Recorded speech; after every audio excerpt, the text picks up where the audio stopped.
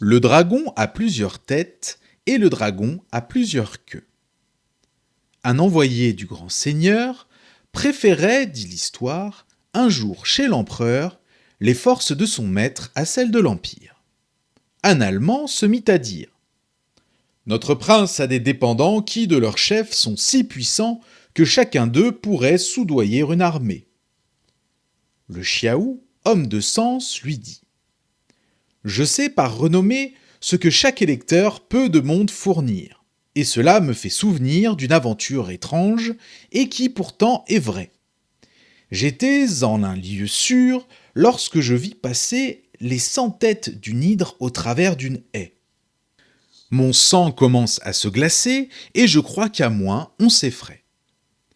Je n'en eus toutefois que la peur sans le mal, jamais le corps de l'animal ne put venir vers moi ni trouver d'ouverture. Je rêvais à cette aventure quand un autre dragon, qui n'avait qu'un seul chef, et bien plus qu'une queue à passer, se présente. Me voilà saisi de rechef, d'étonnement et d'épouvante. Ce chef passe, et le corps, et chaque queue aussi. Rien ne les empêcha, l'un fit chemin à l'autre. Je soutiens qu'il en est ainsi de votre empereur et du nôtre.